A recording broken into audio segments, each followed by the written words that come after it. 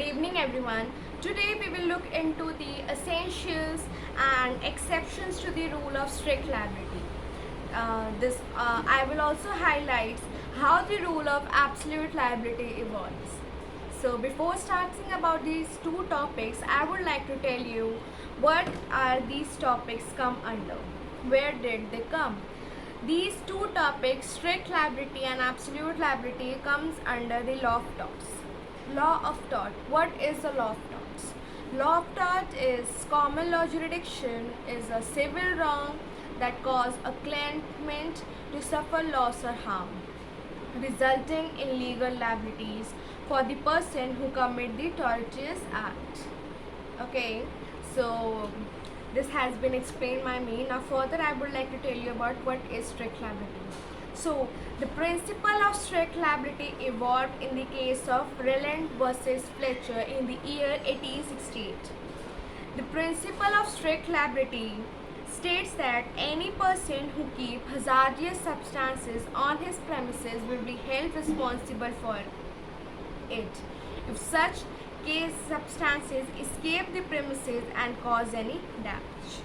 So इसमें ये बोला गया है principle of strict liability talks about that anything any hazardous substance, कोई भी ऐसा मटेरियल जो खतरनाक हो, नुकसानदेही हो किसी और के लिए और वो डिफेंडेंट के प्रेमिसेस के अंदर पाया गया, he she would be held liable under the principle of strict liability.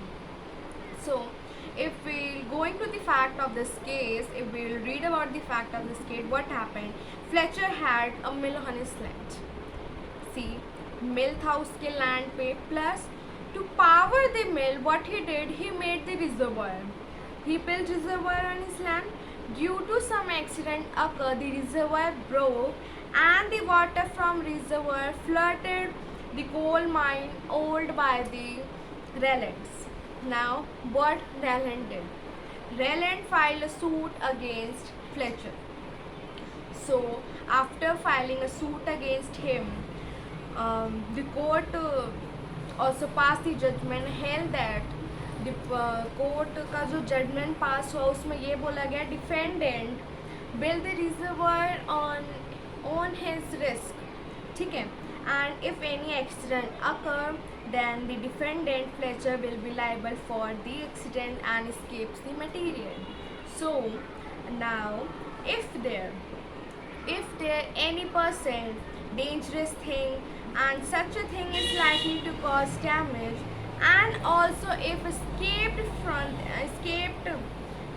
then such person will be answerable for the damage caused. The liability is imposed on him not because of its negligence. ऐसा नहीं है कि उसने जानबूझ के किसी को तंग करने की कोशिश करी, जानबूझ के उसने रिजर्वर बनाया टू हार्म प्लेंटिफ और एनीवन, जस्ट बिकॉज इसलिए कि जो भी एक्सीडेंट्स की वजह से जो भी एक्सीडेंट हुआ और उस वजह से प्लेंटिफ को जो नुकसान हुआ वो डिफेंडेंट के तरफ से हुआ, डिफेंडेंट के लैंड पे वो चीज़ बनी थी, प्रॉपर्टी प्रेमिसेस के अंडर थी, इस वजह से he will held liable under the rule of strict liability. So now we will also now essentials of strict liability. Now we will read about essentials of strict liability. First essential of strict liability is dangerous substance. The defendant will be held liable if under the strict liability if dangerous substance escapes from his premises. The defendant जो है वो liable होगा जब उसके इस under the rule of strict liability if the dangerous substance escapes from his premises. Now, the second essentials of strict liability is case. Defendant strictly liable if the material escapes from the premises of premises of defendant and should not be within the reach of defendant after the escape. So, I would like to explain this escapes by giving example. So, my example would be like taking as an assumption that a defendant, the defendant had some poisonous plant on his property. ठीक है, उसके property पे कोई ऐसा poisonous plant जो उसने खुद grow किया हो अपनी प्रॉपर्टी, अपने प्रेमिसेस में, बट जो उस प्लांट्स के लिए वह enters to the plaintiff property and is eaten by his cattle. ठीक है, which results to die. Defendant would be liable for the loss. ठीक है, अगर डिफेंडेंट ने अपने एरिया में, अपने प्रेमिसेस में उसने पॉइजनस प्लांट ग्रो किया और उसके लीव्स प्लेंटिव के एरिया में जाके गिरे और उस गिरने की वजह से cattle eat the leave and results to die. The if plaintiff filed a complaint and the defendant will be held liable. ठीक है, बट अगर हम इसी को दूसरे वे में देखें, दूसरे केस में, तो हम इसमें ये देखते हैं सब मतलब but the cattle belonging to plaintiff, जो कैटल है वो प्लेंटिव की है, belonging to plaintiff property enters into the defendant property. Defendant property में आ गई है वो, और उसके बाद उसने पॉइजनस प्लांट ईट किया और खाने के बाद रिजल्ट्स टू डाई, मर जाती है. उसके बाद the defendant would be liable और would not be liable.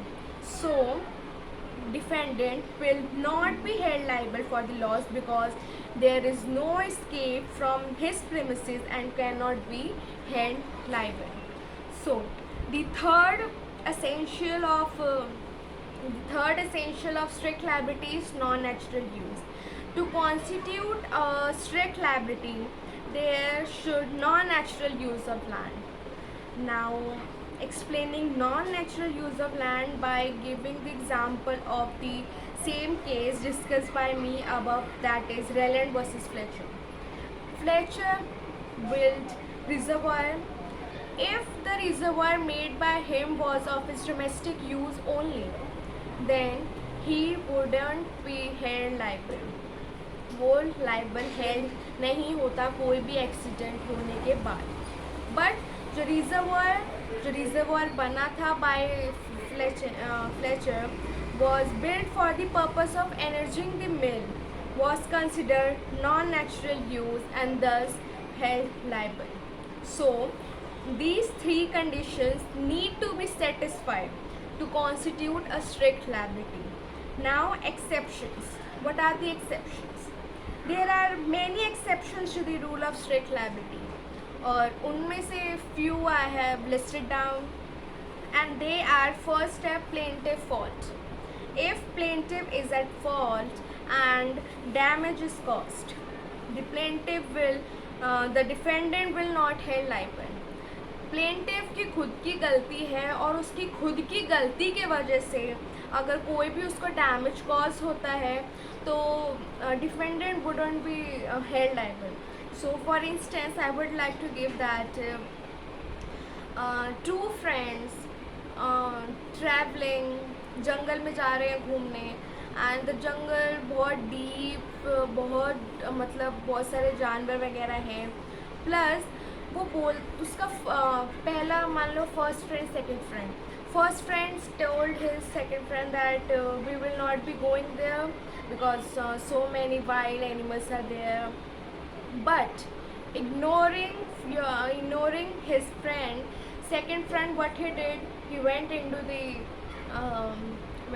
the jungle, forest, where damage happens to him. Then according to this, plaintiff fault है, plaintiff की गलती है, plaintiff is at fault and damage is caused to him, therefore defendant wouldn't be held liable. Now second, exceptions to the act of God. Everyone would be knowing what is act of God. So act of God can be defined as an event, कोई भी ऐसा event, कोई भी ऐसा act which is beyond the limit, which is beyond the control of human agency. So that is called the act of God. So act of God का एक example हम दे सकते हैं natural reasons, earthquake, flood, tsunami, many more natural reasons. These reasons are called the act of God. any act happened because of natural reason, then defendant will not held liable for the loss. If dangerous thing escaped because of natural event which is not possible to control by humans. सो जो natural forces होते हैं, natural reasons होते हैं, वो act of God के under आते हैं और by human agency, by human can not control the act, therefore defendant would not be held liable. Now, third, the act of third party. The rule also does not apply when the damage is caused by the third party. But who is third party actually is? Third party is not the defendant. Okay, he is not the defendant, nor the defendant has any contact with the third party. Therefore, if something happened because of third party, the defendant would not be held liable. But the third party act can be foreseen, and defendant must take due care, otherwise he will be responsible.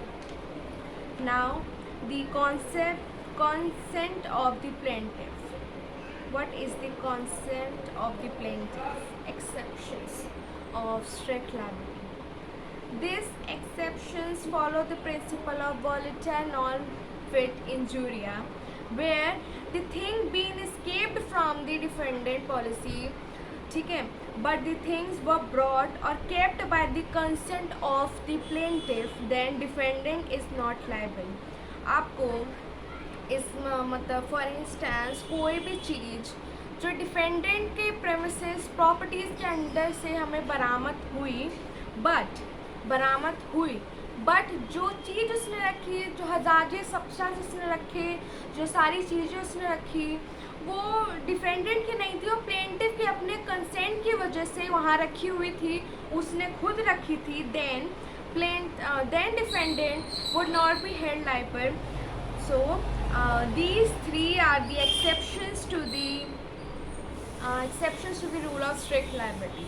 Now moving further, what is absolute liability is.